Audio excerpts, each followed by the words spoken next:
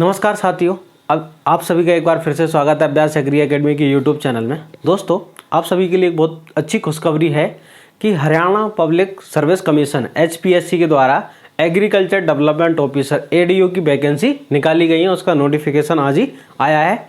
तो देखते हैं कि हम नंबर ऑफ वैकेंसीज कितनी हैं, एग्जाम पैटर्न क्या है, एग्जाम डेट क्या है, सिलेबस क्या है, वो सारी चीज़ों को हम देखते हैं। तो वैकेंसी किसके द्वारा निकाली गई है, पहले याद रखना, Haryana public service commission HPSC के द्वारा वैकेंसी निकाली गई है। ठीक है, वैकेंसी का नाम क्या है दोस्तों, एग्रीकल्चर डेवलपमेंट ऑफिसर कृषि विकास अधिकारी ADO वैकेंसी है। अब हम देखते हैं कि भाई एग्जाम पैटर्न क्या है, नंबर ऑफ पोस्ट क्या क्या, देखो क्या क्या देखने वाले हैं हम, ये सारी चीज़ों को डिस्कस करने वाले हैं। नंबर ऑफ वैकेंसीज कितनी है, ऑनलाइन एग्जाम फॉर्म कब से स्टार्ट होंगे, ठीक है, क्लोजिंग डेट कब है, ठीक है, इसके बाद एलिजिबिलिटी क्राइटेरिया क्या है, इसके बाद सिलेक्शन प्रोसीजर क्या है, एग्जाम डेट क्या है और एग्जाम पैटर्न एंड सिलेबस क्या है, इन सभी चीज़ों के बारे में हम डिस्कस करने वाले हैं बाई वन बाई। तो आप इस वीडियो के अंत तक बने रहिए, आपको सारी चीज़ क्लियर होगी। तो सबसे पहले हम बात करते हैं कि नंबर ऑफ वैकेंसीज कितनी है। तो भाई नंबर ऑफ वैकेंसी जो ऑफिशियल नोटिफिकेशन है उसके अंदर number of vacancies category wise दी गई है। तो हम देखते हैं नंबर ऑफ वैकेंसी 200 कितनी है, 500। अगर आप देखोगे तो नंबर ऑफ वैकेंसीज कितनी है, 500 है ना। अब देखो 500 जो वैकेंसी है, इस 500 वैकेंसीज के अंदर आप देखना, ठीक है, क्या देखना है हमको कि जो जनरल कैटेगरी है, ठीक है, अनरिजर्व कैटेगरी है, उसके अंदर कितनी है, 275 है। ठीक है, Haryana SC of Haryana 100 vacancy है। इसके बाद ये BC और BCB क्या होता है, बैकवर्ड क्लास A और बैकवर्ड क्लास B, ठीक है, इसकी कितनी है, 50-25। EWS इकोनॉमिकल वीकर सेक्शन कितनी है, 50 है। तो टोटल दोस्तों यहाँ पर 500 वैकेंसी है। बाकी सारी ये रिजर्वेशन वाली है ना, ये SMS हरियाणा की रिजर्वेशन वैकेंसीज है, अलग से डिफरेंट वैकेंसी है ना, इसमें स्पोर्ट्समैन के लिए हैं, अलग अलग कैटेगरी जो रिजर्वेशन की वैकेंसियाँ हैं।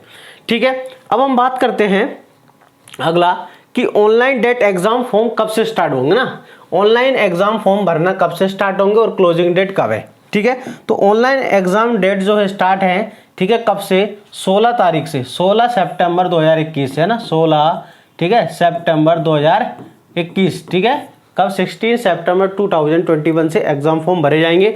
लास्ट डेट क्या है, ठीक है, लास्ट डेट क्या है भाई एग्जाम की, तो लास्ट डेट है हमारी 6 अक्टूबर, कितनी है, 6 अक्टूबर 2021 क्या है, लास्ट डेट है।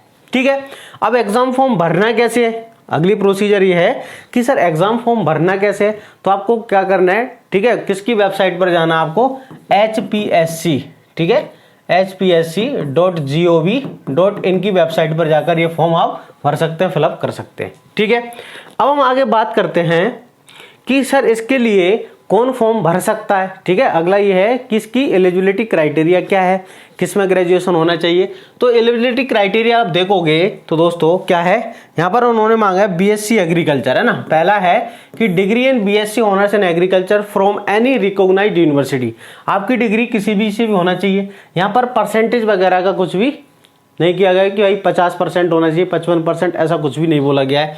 इसके बाद बोला गया कि संस्कृत तो हिंदी अप टू मैट्रिकुलेशन 10 तक या फिर 10+2 तक आपका एक सब्जेक्ट क्या होना चाहिए, हिंदी या इंग्लिश, या फिर BA MA हिंदी से आपका होना चाहिए, मतलब आपको हिंदी एक सब्जेक्ट होना चाहिए। इसके बाद यहाँ पर कुछ इंपॉर्टेंट पॉइंट्स लिखे हैं ना, क्या इंपॉर्टेंट पॉइंट्स हैं मैं इनको पढ़ के बता देता हूँ आपको, इनके बारे में क्या लिखा है कि यहाँ पर आपके जो है ना कि कौन स्टूडेंट फॉर्म भर सकता है। ठीक है, जिसकी डिग्री जो एग्जाम फॉर्म की लास्ट डेट है, अगर उससे पहले उसके सर्टिफिकेट कंप्लीट हो जाते हैं, जैसे एग्जाम लास्ट डेट क्या है, तो एग्जाम लास्ट डेट है हमारी 6 अक्टूबर है ना, एग्जाम फर्स्ट की लास्ट डेट कितनी, 6 अक्टूबर।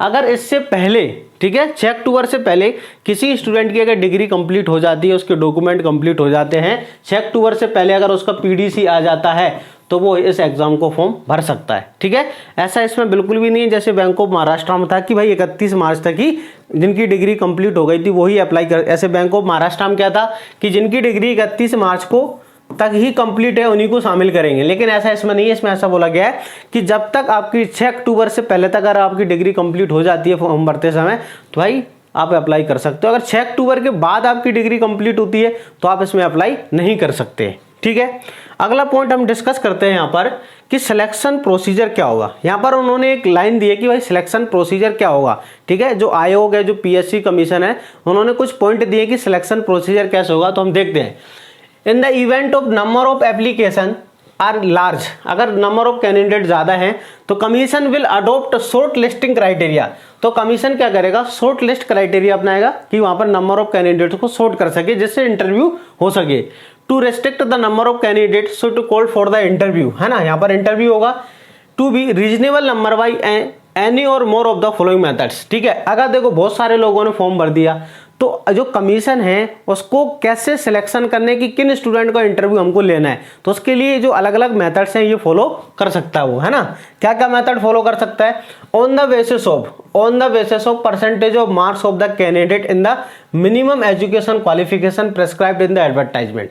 मतलब आपके बीएससी एग्रीकल्चर में कितने परसेंटेज है उसके बेसिस पर भी यहाँ पर क्राइटेरिया हो सकता है, ठीक है। उन बच्चों की लिस्ट कैंडिडेट वो जारी कर सकते हैं जिनकी बीएससी में परसेंटेज के बेसिस पर, सीधा परसेंटेज के बेसिस पर वो इंटरव्यू की लिस्ट जारी कर सकते हैं। या फिर क्या कर सकते हैं, on the basis of percentage of mark of the candidate different educational qualification, ठीक है। डिफरेंट जैसे हमने एमएससी भी किया है, नेट भी है, पीएचडी है, जो भी है, ठीक है, उसके बेसिस पर जो कमीशन क्या कर सकता है, एक लिस्ट जारी कर सकता है। तीसरा क्या कर सकता हो, on the basis of desirable qualification और any one of the desirable qualification if more than one desirable qualification is prescribed, उसके basis on the basis of higher education qualification minimum essential prescribed in advertisement, या फिर on the basis of higher experience के basis पर, ठीक है, relative in the field in minimum, ठीक है, advertisement, या फिर बाई काउंटिंग एक्सपीरियंस बिफोर और आफ्टर द मिनिमम क्वालिफिकेशन जो है।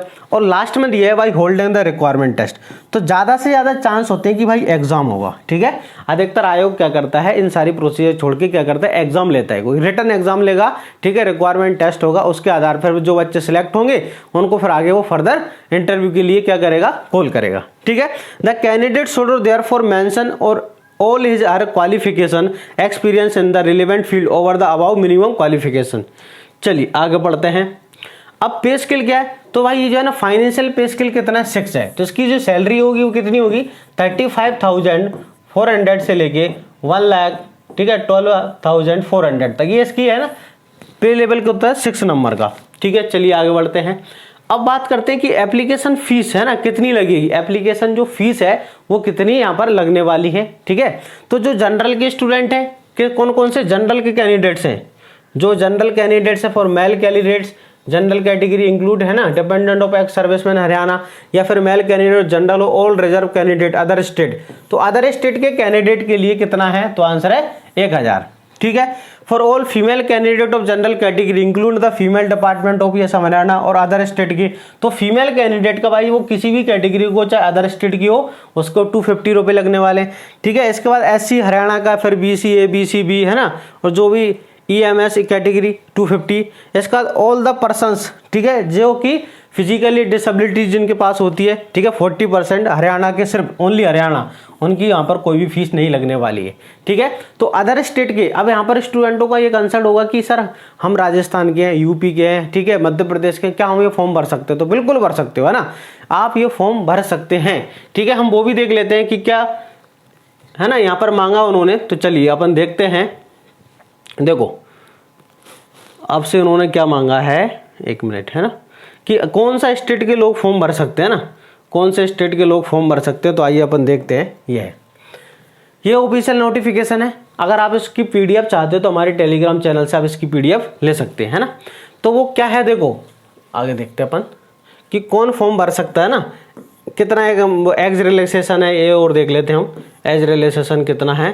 तो एलिजिबिलिटी क्राइटेरिया ये तो हो गया। देखो नेशनलिटी के बारे में एक पॉइंट दिया हुआ है, क्या दिया है नेशनलिटी के बारे में पॉइंट, कि भाई citizen of India, citizen of Nepal, Bhutan, और जो वहाँ की है ना गवर्नमेंट ऑफ इंडिया के जो कुछ रूल्स हैं, तो मतलब किसी भी राज्य का स्टूडेंट हो वो किसी भी, तो वो यहाँ पर इसका फॉर्म भर सकता है, ठीक है। यहाँ पर एज लिमिट कितना है, एज लिमिट, तो यहाँ पर एज लिमिट है 17 साल से लेके 35, एज लिमिट है कितना 17, मिनिमम कितना है 17 साल, ठीक है, और मैक्सिमम कितना है 35, ठीक है। यहाँ पर देखो एज लिमिट कितना है, तो भाई 17 साल है, और मैक्सिमम कितना है, तो आंसर है 35 है। यहाँ पर फिर एज रिलेशन लिए, ठीक है, SC ST के लिए 5 साल का, ठीक है, OBC के लिए 5 साल का, वाइफ ऑफ मिलिट्री पर्सन के लिए 5 साल का। तो अलग अलग कैटेगरीज में यहाँ पर उन्होंने एज रिलेशन भी दिया हुआ है, ठीक है। अब मेन बात आती है कि सर इसका एग्जाम का सिलेबस, अगर एग्जाम होता है तो एग्जाम का सिलेबस क्या रहने वाला है और एग्जाम डेट क्या रहने वाली है। तो दोस्तों एग्जाम का जो सिलेबस है या एग्जाम का जो पैटर्न होता है हरियाणा के अंदर, देखो इसमें इस नोटिफिकेशन में ये बिल्कुल भी कहीं पर नहीं लिखा गया है कि एग्जाम का पैटर्न क्या होगा, ठीक है, किस तरह का सिलेबस होगा, ऐसा कुछ भी नहीं लिखा है। हाँ, मेरी बात हुई थी हरियाणा के अंदर, मेरा एक दोस्त है गवर्नमेंट जॉब करता है वहाँ पर डिपार्टमेंट में, स्टेट गवर्नमेंट एग्रीकल्चर डिपार्टमेंट, तो उसका कहना था कि 1-2 दिन में इसका सिलेबस है ना जो पीएससी जो है, ठीक है, एचपीएससी वो जारी कर देगा। कि बोले हरियाणा के अंदर जो एग्जाम क्राइटेरिया होता है वो पिछले जो कुछ एग्जाम्स में एग्रीकल्चर के एग्जाम हुए हैं उनमें 60% वो एग्रीकल्चर लिया था, ठीक है, एग्जाम्स के अंदर 60% एग्रीकल्चर और 40% मैथ रीजनिंग वगैरह, है ना, मैथ रीजनिंग ये वाला पोर्शन आया था एग्जाम में जो पिछली एग्जाम हुई है। लेकिन कुछ एग्जाम ऐसे डीएचयू की एग्जाम हुई हरियाणा के अंदर, उसमें 100% एग्रीकल्चर लिया। कितना?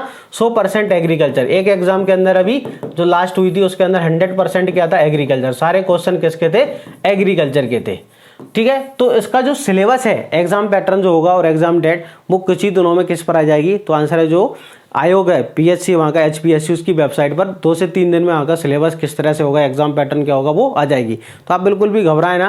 देखो एग्रीकल्चर अगर इस तरह से होगा एग्जाम, पिछले एग्जाम इस तरह से हुई है ना, हरियाणा के अंदर इस तरह से एग्रीकल्चर डिपार्टमेंट में एग्जाम होते हैं कि 60% एग्रीकल्चर 40% मैथ रीजनिंग जो क्वांटिटेटिव एप्टीट्यूड आता है। लेकिन अभी एक रिसेंट एक एग्जाम हुई थी वहाँ पर डीएचओ डिस्ट्रिक्ट हॉर्टिकल्चर ऑफिसर, तो वहाँ पर 100% एग्रीकल्चर हॉर्टिकल्चर मतलब रिलेटिव स्ट्रीम पूछा गया था, ठीक है।